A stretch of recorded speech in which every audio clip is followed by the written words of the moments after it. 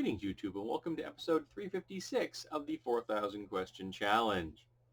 Have you had a close brush with death or other spiritual experience that changed your life? My most profound experiences, I think I mentioned this before, my most profound experience I ever had was in the aftermath of the news that my uncle had died. He had cancer of the lymph nodes. And that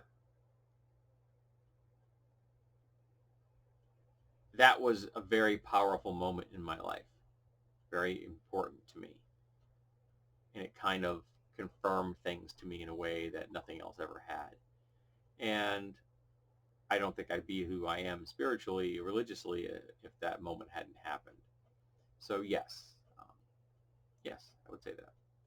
What are your first memories of attending a religious service? Boredom! Have you ever known any born-again Christians, and how did you feel about them? I have known many born-again Christians in my life. I find them oppressively annoying.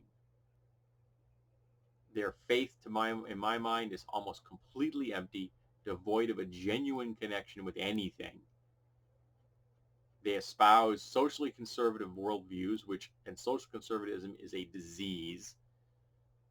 They're fueling a sick mechanism of the organized religion they're a member of.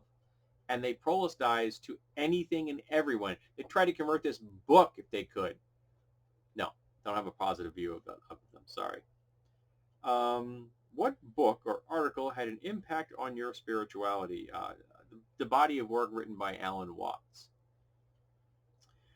Do you believe in the devil or demons? I believe that the devil and demons are spiritual beings that some people involved in their spiritual practices, either as something that they want to engage with or something that they want to avoid, but they're not in mine. So, yeah, not really have anything to do with me. Do you believe people can be possessed by the devil or demons? I don't think so. I think it's a convenient excuse. I really do. Is your intellectual life compatible with your spirituality? Completely. There is no dichotomy between mythos and logos unless you create one. They are different facets of the same gem. Do you pray? Why and how often? I do pray, usually twice a day, usually when I'm leaving and entering my home. There's something about being in a vehicle, moving through the world that triggers my desire to pray. I've done it walking as well, but just moving through the world. Smaller prayers are said whenever I feel they're appropriate. I find out someone's dead, I find someone's dying, things like that, or I have charms I'll recite when I'm trying to do an endeavor, things like that. So yeah, so that's that kind of thing.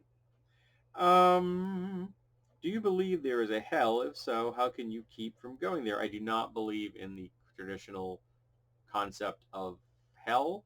I believe in the Summerlands, and I believe there are people who put themselves into a hell-like environment because they have not reconciled their own personal issues.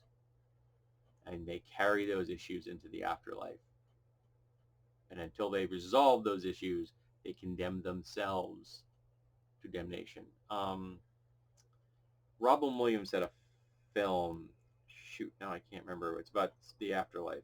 And it really kind of was a great example of how I think it probably works.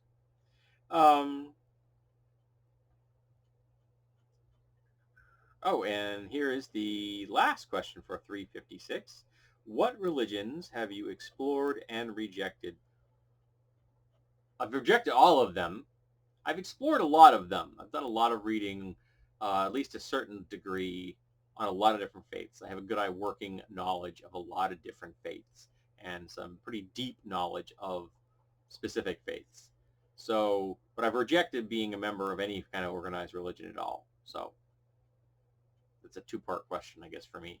It's because I have explored many and I've rejected all. So there you go. Thank you for being here for episode 356 of the 4,000 Question Challenge. I hope that you will be here for episode 357.